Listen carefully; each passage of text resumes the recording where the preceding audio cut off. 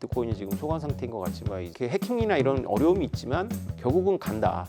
이게 거품이 형성이 되면 3억 이상 갔다가 다시 1억 미만으로 폭락하는 일이 벌어지지 않을까. 시나리오상으로는 훨씬 더 가능성 있는 시나리오. 본격적인 반감기 시작을 앞두고 있는 거고요. 트럼프가 정책적으로도 비트코인에 대해서 우호적인 정책을 내고 있기 때문에 국가 전략적으로 굉장히 진지하기 때문에 중국을 겨냥한 공격 무기로 사용하고 있는 것 같거든요. 자본 유출이 중국에서 굉장히 심해집니다. 그러면 중국이 진짜로 이 금융 시스템 자체가 붕괴될 가능성도 있거든요. 일론 머스크가 도지에 대한 애착은 대단한 것 같습니다. 잊을만 하면 도지에 대해서 언급하기도 하고요. 이번에 정부 효율부 이름도 도지로 지었죠. 대부분의 도지 투자자들은 일론 머스크가 X, 그러니까 옛날 트위터의 공용화폐로 도지를 사용할 거다. 테슬라가 스마트폰도 만들 건데 스마트폰 위에서 돌아가는 가상자산을 아마 도지로 할 거다. 뭐 이런 기대를 하고 있습니다.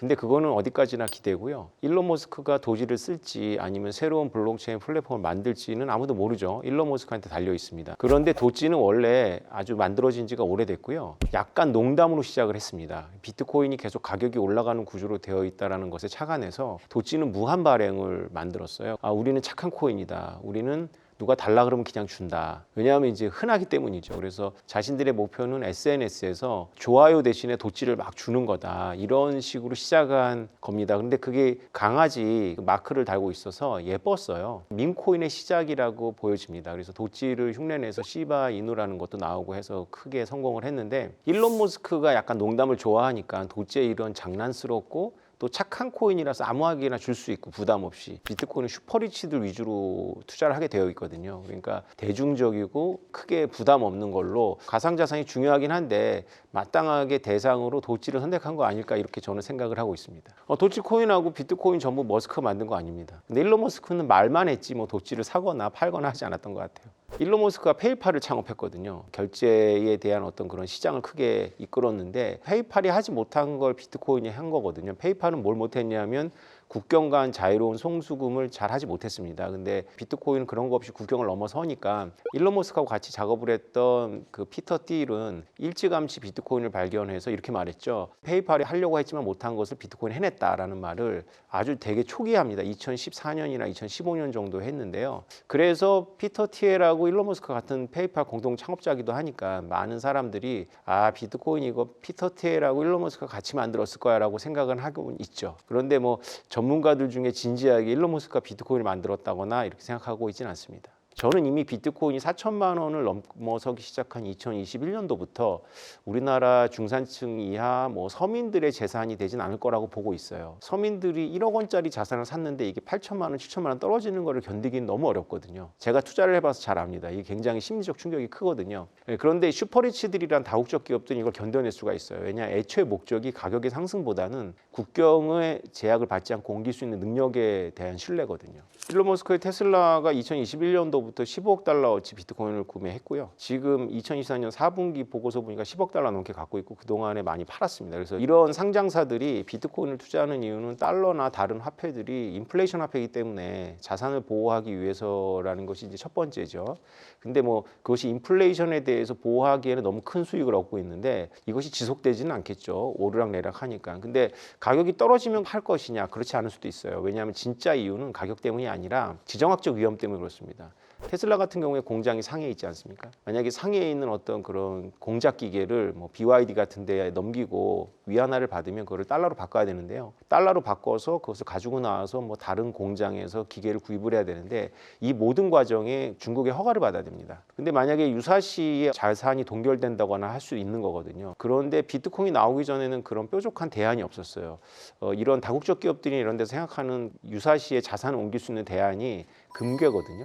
근데 금괴는 사실은 공항에서 걸리고 경비행기에 싣고 나오다가 미확인 비행체니까 격추할 수도 있거든요. 그런데 비트코인은 그런 과정이 필요 없어요. 테슬라도 2021년도에 비트코인이 이렇게 국경을 넘어가는 이런 속성을 이해하고 살짝 담가본 것 같은데 그게 큰 수익을 내고 논란이 됐던 거죠. 이것에 대해서는 많은 다국적 기업들이 눈을 뜰 거라고 저는 보고 있어요. 전 세계가 모두 법치적으로 잘 통치되고 있지 않거든요. 그렇다고 해서 기업들이 제도적으로 잘 정비돼서만 비즈니스를 할 수는 없는 거고요. 지하 자원부터 시작해서 하나의 서플라이 체인이 구성되니까 거기에는 소비 시장 같은 경우에는 선진국이 많지만 생산지는 선진국하고는 거리가 먼 곳이거든요. 이런 데서 자신들의 광산이라든가 제조업 설비를 보호할 수 있는 방법은 그 모빌리티가 있는 자산을 갖고 있는 거예요. 가상화폐 산업에 진지하신 분들은 밈코인을 좋아하지 않습니다. 왜냐하면 밈코인은 논리가 없거든요. 근데 밈코인은 약간 블록체인 업계에 대한 풍자라고 볼 수 있죠.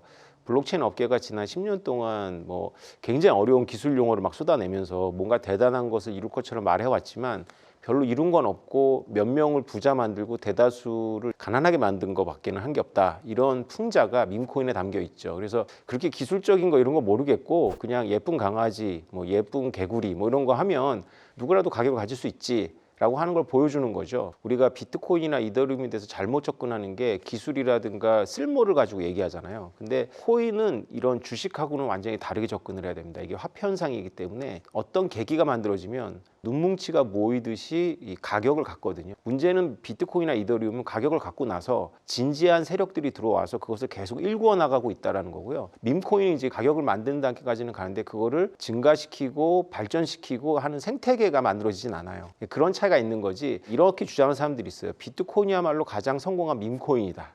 그래서 그런 말들 속에서 보면 이게 완전히 별개는 아니죠. 트럼프가 1월 20일에 취임할 때 우리가 매우 기대를 했었는데 1월 17일, 19일 연타 이틀 동안 트럼프 코인, 멜라니아 코인을 쏟아냈어요. 그 굉장히 당황스럽게 우리를 만들었는데 왜냐하면 그게 또 가격이 크게 올랐다가 또 크게 떨어졌거든요. 그래서 트럼프가 비트코인에 대해서 매우 진지하다라고 믿었던 사람들 중에 많은 사람들이 아 이거 그냥 돈 벌려고 한 거 아니야? 라는 생각을 하게 됐고 그렇지 않더라도 이렇게 선 없이 막 자기 코인을 만들다가 이게 폭락을 하면 피해자들이 생기고 그 피해자들이 일론 머스크를 소송했던 것처럼 뭐 트럼프나 멜라니아를 소송할 수 있죠. 그러면 아무래도 정치가니까 자신의 다른 아젠다를 보호하기 위해서 가상자산하고 자신의 스탠스하고 이렇게 거리를 둘 수도 있거든요. 그래서 그런 우려들이 트럼프가 취임해서 지금 공약으로 많은 것들을 실제로 실천하고 있음에도 불구하고 비트코인은 오르고 있지 않거든요. 그래서 이게 아마 트럼프와 멜라니아 밈코인의 영향이지 않을까라고 이제 저는 생각을 합니다. The United States will be the crypto capital of the planet and the Bitcoin superpower of the world. 사실은 취임 이후에 트럼프 대통령이 진지하게 지금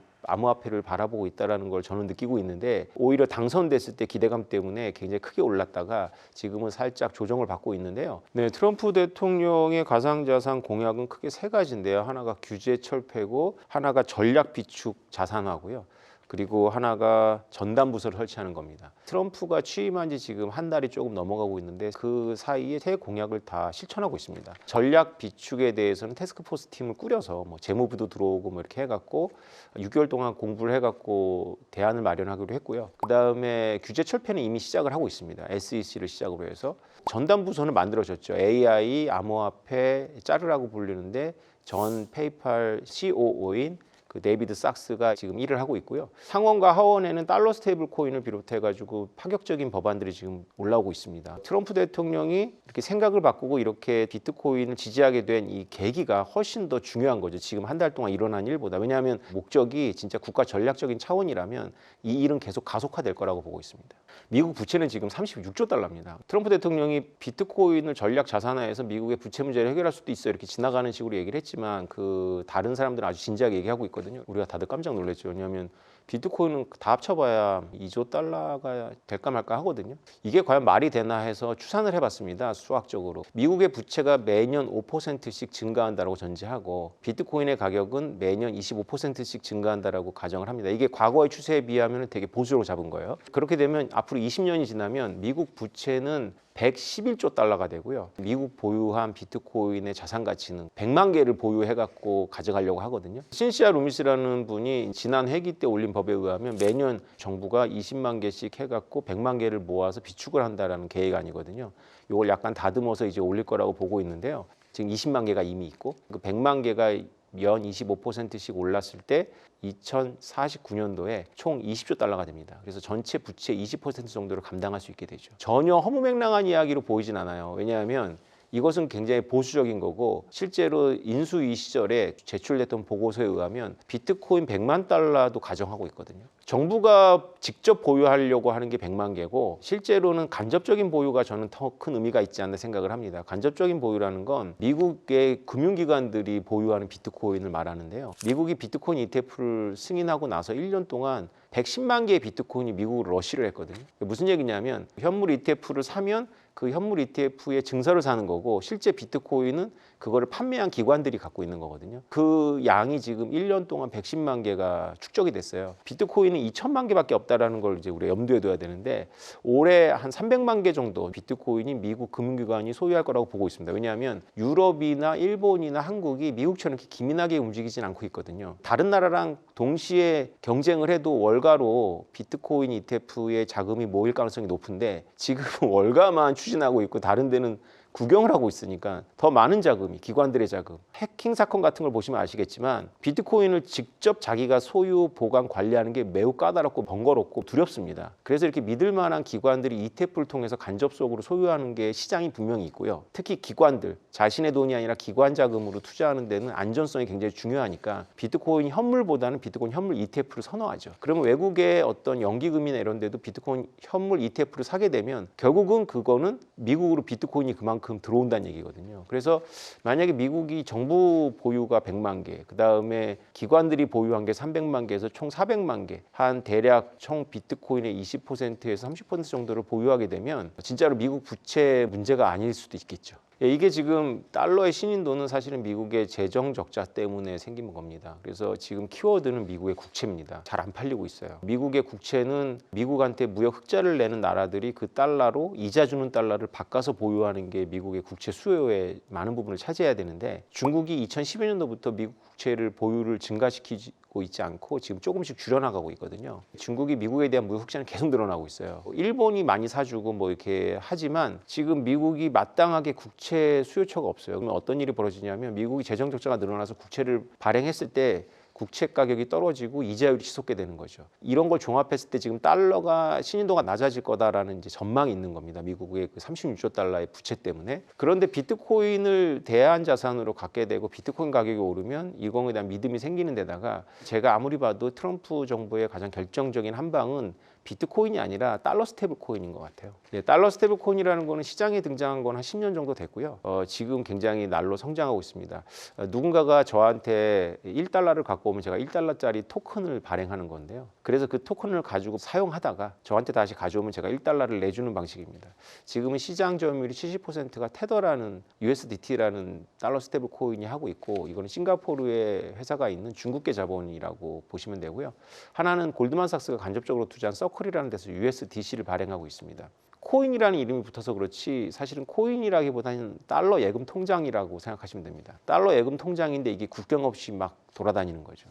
은행 면허가 없는 데가 막 마음대로 만들어가지고 유통을 시키면 사실은 이게 많은 법에 걸려요. 그래서 실제로 미국의 뉴욕 남부지검이 이 테더사를 집중적으로 공격을 해서 벌금도 매기게 하고 이렇게 방해를 많이 했습니다. 그런데 작년 7월 달에 미국의 전 하원 의장인 폴 라이언이라는 정치가가 월스트리트저널에 기고를 합니다. 달러 스테이블 코인 그거 막지 말라고. 왜냐하면 그거 미국의 부채 문제 해결한다고. 지금까지 달러는 외국의 중앙은행들이나 꼭 달러를 가지고 무역을 해야 되는 기업들이 잠시 보유하는 개념이고 미국인들의 돈이죠. 그런데 달러 스테이블 코인은 전 세계 그냥 시민들이 자신의 나라 돈 대신에 소유를 할 수 있습니다. 실제로 우리나라도 한국경제신문의 보도에 의하면 우리나라에서 무역 유통량의 10%가 달러 스테이블 코인으로 결제가 되고 있다고 합니다. 전망이 아니라 이미 결제가 되고 있다는 거고 익명의 공무원이 제보를 한 것 같아요. 실제로 들리는 소문에 의하면 남대문이나 동대문에서 중국인들이나 홍콩인들이 와가지고 달러 스테이블 코인을 결제를 합니다. 이게 왜 특이하냐면 기존에 무역을 하시는 분들이 달러를 받으면 이 달러를 원화로 환전을 하는 과정이 필요한데요. 은행 통장을 통해서 받기 때문에 그렇습니다. 근데 이건 은행을 거치지 않고 그냥 폰에서 폰으로 가고 있거든요. 바로 자기가 원화로 바꿀 생각을 안 하세요. 그래서 B2B 모델에서는 우리나라에서도 상당히 많이 테더나 USDC가 잠식을해 들어오고 있는 겁니다. 많은 사람들이 착각하는 것처럼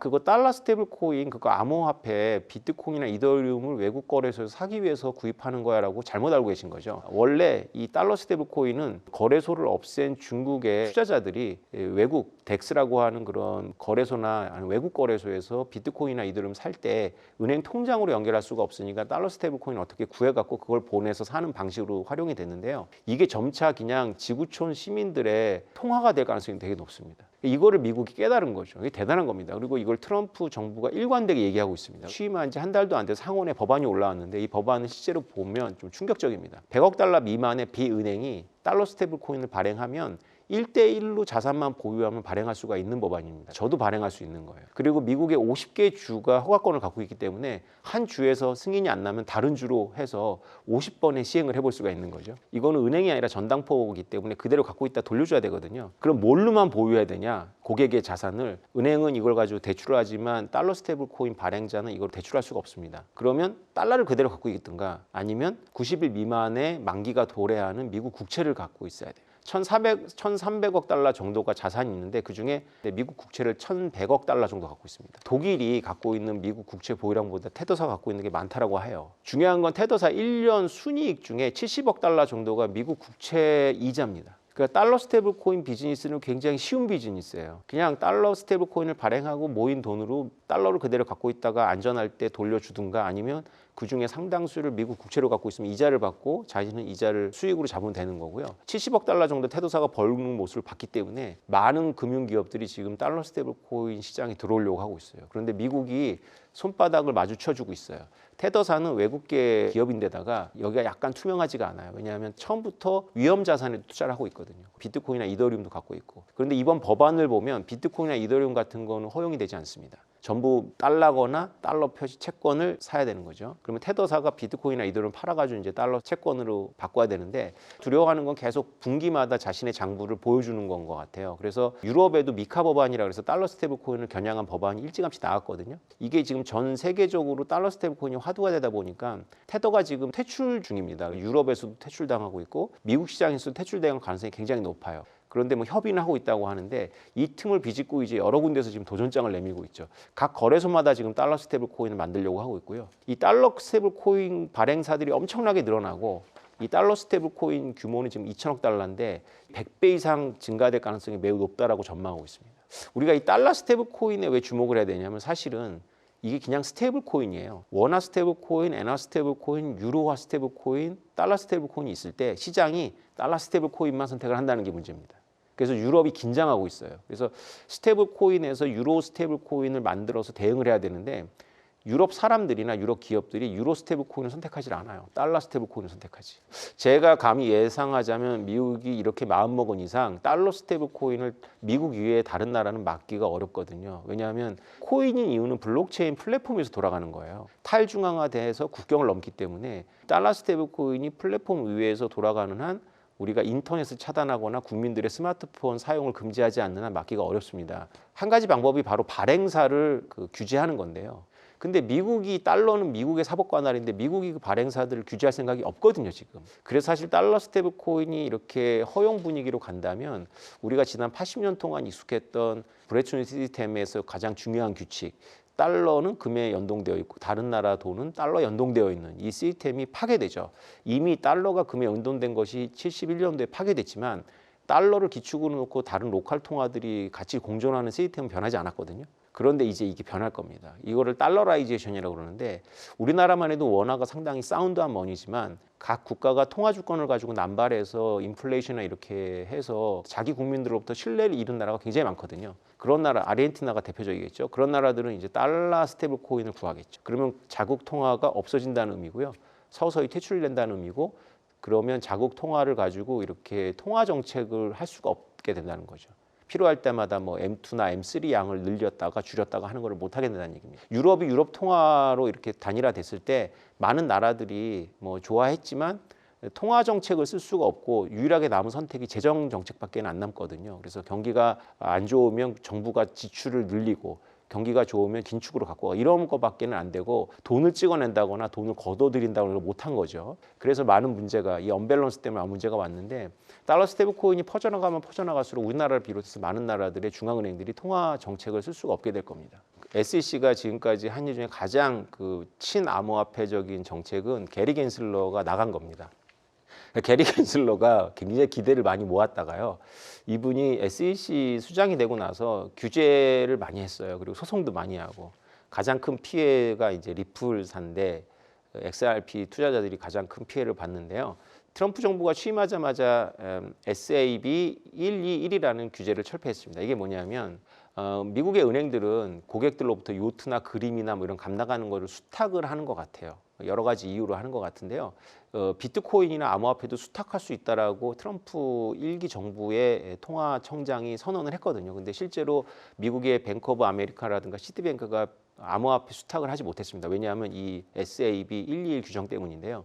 이게 뭐냐면 너희 은행들이 수탁은 할 수 있어. 수탁은 고객들의 암호화폐를 수탁할 수는 있는데 BIS 비율을 맞춰 이런 거죠. BIS 비율이라는 거는 이제 금융위기를 겪으면서 은행들의 자기자본 비율이거든요. 그래서 암호화폐를 수탁을 하면 이걸 부채로 잡는 거예요. 부채로 잡으니까 그만큼 자기자본도 늘려야 되는 거죠. 또 이게 암호화폐가 한두 푼도 아니 비싸니까 이거 수탁은 그냥 단지 창고업을 해주는 건데 보관해 주는 건데 이거를 부채로 잡으면 내가 자기 자본을 늘리라고 이거는 못한 거죠. 근데 이제 SAB 121이 철폐가 되면서 요트 맡거나 그림 맡아서 보관해 주듯이 보관료 받고 그 부채로 잡지 않거든요. 그러니까 이제 비트코인이나 이더리움을 이렇게 해킹 같은 사건이 있을 때마다 나이가 많으신 분들은 불안하니까 은행에 맡기고 싶거든요. 그러면 은행에서 금고에 맡겨주고 보관료를 받는 서비스가 가능해진 거죠. 그걸 운용까지는 이제 아주 좀 많은 단계가 남았지만 일단 이렇게 시작을 하는 겁니다. 금융업이라는. 그래서 맨 처음엔 바꿔서 맡아서 창고업처럼 이렇게 수수료를 받다가 이거 우리가 좀 운용해도 돼요 해서 운용을 하면서 이자 주고 뭐 이런 식으로 변형돼 가는 거거든요. 그러니까 이런 시작은 이제 수탁 서비스가 돼야 되는데 이걸 이제 하게 됐다라는 것이 가장 큰 변화고요. 그래서 실제로 시티뱅크라든가 뱅크 오브 아메리카가 이 부분에 대해서 들여다보고 있다라는 것을 이제 뉴스를 통해서 알 수가 있습니다. 또 한 가지는 좋은 뉴스가 터졌어요. SEC가 코인베이스라는 미국 최대의 암호화폐 거래소에 대해서 했던 소송을 취하했거든요. 소송을 안 하기로 했습니다. 이게 왜 중요하냐면요. 암호화폐 프로젝트는 증권 시비가 있어요. 그래서 이 증권 시비들이 있는 것들이 비트코인이나 암호화폐 거래소에서 거래가 되는데 SEC가 코인베이스를 소송했거든요. 너희가 무허가 증권을 거래를 알선 중개했어 이렇게 되는 거죠. 이게 왜 문제가 되냐면 거래소들이 코인을 상장할 때마다 이것이 정말로 완전 무결한지를 다 심사를 해야 되는 문제가 있는 거죠. 그 책임을 떠안게 되는 거죠. 근데 이번에 코인베이스에 대해서 그 소송을 취함으로써 신호를 준 거죠. 거래소는 어떤 요식 절차만 맞추면 되지 실질적으로 그 코인에 문제가 있는지 없는지까지 전부 책임질 필요는 없어. 이렇게 되는 거죠. 마치 우리나라 매장에서 주민등록증만 확인을 하면 미성년자인지 간주한 걸로 하지 실제로 미성년자인지를 그 업주한테 묻진 않잖아요. 마찬가지로 이제 코인베이스나 이런 거래소들이 이 코인이 진짜 증권성 시비가 있는지 없는지 재판이 나오기도 전에 이걸 어떻게 압니까? 그러면 문제가 되는 건 전부 상장을 안 해주거든요. 그러니까 이렇게 하지 말고 너희들의 책임은 어느 정도 정당한 어떤 프로세스만 겪으면 너희들이 면책해 줄게라는 의미로 받아들여지는 거죠. 이거는 대단한 호재입니다. 이거는 이제 암호화폐가 그동안 눌려 있었는데요. 여러 가지 프로젝트들이 이제 거래소를 통해서 거래될 수 있다는 걸 의미하는 거죠. 역대 해킹 중에 가장 큰 규모입니다. 우리나라랑 관련이 있는데요. 바이빗이라고 두바이에 본사를 둔 암호화폐 업계 최고의 거래소 중에 하나인데 해킹 규모가 14억 6천만 달러입니다. 하나로 2조 1천억 원이 넘는 규모인데요. 해킹이 발생하는 그 손실 금액도 중요하지만 뱅크런이 발생합니다. 믿을 수가 없으니까 이게 뭐 우리나라 은행처럼 내 자산을 정부가 보장해주는 시스템이 아니거든요. 각자 책임인데 그 최대 거래소에 있는 자산들을 인출하려고 하겠죠. 그러면 인출을 시도했을 때 그거에 대응하지 못하면 부도가 나는 겁니다. 그러면 이제 암호화폐 업계가 때 아닌 겨울을 맞이할 수 있게 된 건데요. 다행스럽게도 바이빗이 대처를 빨리 해갖고 인출 제한 같은 거 하지 않았고 5조 원 정도의 인출을 다 받아냈습니다. 그러니까 다시 또 돈이 들어오는 분위기고요. 그다음에 여러 거래소하고 협력해갖고 이 해커의 지갑을 동결하거나 이렇게 현금화가 되게 어렵게 계속 추적을 하고 있습니다. 근데 이 여러 전문가들이 이 해킹 수법이 굉장히 고도화됐거든요. 그래서 이게 콜드 월렛이라 그래가지고 온체인 상태로 있지 않는, 그러니까 기기랑 연결되지 않은 상태에 암호키를 넣고 있다가 그 거래소에서 이제 이 유동성을 공급해야 되기 때문에 이거를 올릴 때 그때 그 직원들, 내부 직원들이 몇 명이 서명을 해야지만 그게 올라가는 건데요. 그 사람들을 모두 속인 겁니다. 그래서 처음에는 이게 내부자 소행이다 이런 말도 있었는데요. 이걸 모두 속일 만큼 그 인트라넷에 접근을 해서 바이빗이라는 회사 인터넷에 접근을 해서 오랫동안 머레어를 심어놓고 이 사실 모든 해킹은 휴먼 해킹이거든요. 특별한 권한이 있는 사람을 해킹하는 거예요. 원래 해킹이라는 게. 그래서 이번에 전형적으로 그런 특별한 권한이 있는 사람들을 해킹한 것 같아요. 그렇게 추정이 되는데 누구의 소행이냐? 라자루스라는 단체의 소행일 거라고 추정을 하고 있습니다. 수법이 너무 유사해서. 그리고 이렇게 대범한 해킹은 라자루스 외에는 할 데가 없다. 라자루스는 누구냐? 라자루스는 우리나라 위에 있는 북한의 해커 그룹이고요. 북한이 아주 오래전부터 아주 우수한 인재들을 해커로 키웠습니다. 그래서 라자루스는 김정은을 희화한다 그래가지고 소니 픽처스의 본사를 털었는데 그 소니 픽처스의 본사를 털었던 사람이 이번에 범인으로 지목이 됐습니다. 이게 왜 중요하냐면 지금 라자루스가 이 바이빗에서 해킹한 이거를 이더리움으로 바꾸고 여러 자산으로 바꾸면서 계속 이제 옮기고 있어요. 근데 이거를 여러 나라의 수사기관이 들여다보고 있습니다. 왜 들여다보냐면 이게 2조 원이 넘는 돈이기 때문에 이거를 잡아내면 그 잡은 나라 재산으로 귀속이 되죠. 피해자들한테 안 돌려줍니다. 완전히 이렇게 관심이 집중해요. 그리고 이거는 보이기 때문에 근데 이 해커 그룹이 너무나 대범하게 이걸 계속 움직이고 있습니다. 어떻게 될지 지켜봐야 되겠지만 상당 부분은 현금화하지 못할 거라고 보고 있어서 이더리움이 오히려 호재가 되고 있는 거죠. 왜냐하면 이 라자루스가 지금 이 이더리움 탈취한 금액 액수가 이더리움을 만든 비탈릭 뷰테린보다 2배가 넘는다고 합니다. 그래서 그 이더리움 보유 랭킹 14위가 돼버렸는데 이거를 현금화해 줄 수 있는 시장은 지구상에 존재하지 않아요. 대부분의 거래소들은 수사기관이나 이런 데하고 협조적이기 때문에 다 하고 음지의 거래소들이 있는데 음지의 거래소들은 이 정도 유동화를 시킬 수 있는 물량이 없어요. 그래서 이거는 사실상 없어지는 이더리움이다라고 추정이 되기 때문에 이더리움 가격이 오를 수 있는 거죠. 그래서 이더리움 가격이 오를 가능성도 높아요. 올해 전망을 말씀드리면 제가 관찰해 본 바에 의하면 트럼프 정부의 가상자산 정책은 매우 진지하고 실제로 그냥 내가 뭐 표를 의식해서 가상자산 밀어주는 거는 아닌 것 같아요. 미국의 부채도 있고 특히 중국을 겨냥한 공격 무기로 사용하고 있는 것 같거든요. 아까 말씀드린 달러 스테이블 코인이나 비트코인을 양성화시키면 중국 정부가 굉장한 애를 먹습니다. 왜냐하면 중국은 자본이 유출을 가장 두려워하는데 중국 정부는 자본을 유입을 해요. 무역 흑자를 통해서. 근데 중국의 부자들은 자본을 유출하는 데 바쁘거든요. 그래서 중국인들이 일찍 비트코인에 눈을 뜬 이유도 그 시진핑 정부 들어서서 부패 척결 때문에 많은 부자들이 이렇게 중국 정부에 타겟이 됐거든요. 그래서 그 부자들이 자신의 부의 일부를 믿져야 본전이다라고 생각하고 비트코인을 담았던 거예요. 많이 담지도 않고 자신의 자산의 한 10분의 1쯤 담았는데 이게 지금 자기네 자산의 대부분이 된 거죠. 그래서 이런 식으로 중국인들이 비트코인을 매우 좋아합니다. 그런데 만약에 미국이 다시 비트코인을 키우고 그다음에 게다가 달러 스테이블 코인까지 키우면 중국으로서는 쓸 수 있는 카드가 굉장히 없어져요. 기존에는 뭐 채굴자들을 퇴출하기도 하고 그다음에 거래소를 퇴출하기도 했는데 지금은 비트코인 소유 금지밖에는 남은 카드가 없거든요.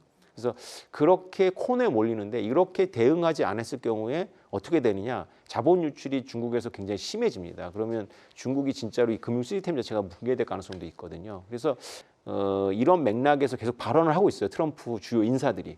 그러니까 트럼프 정부가 비트코인과 가상화폐와 달러 스테이블 코인에 대해서는 국가 전략적으로 굉장히 진지하기 때문에 올해가 이렇게 해킹이나 이런 어려움이 있지만 결국은 간다. 결국은 이게 반감기도 있고 이 정책이 진지하기 때문에 가는데 제 바람은 좀 많이 안 갔으면 좋겠다.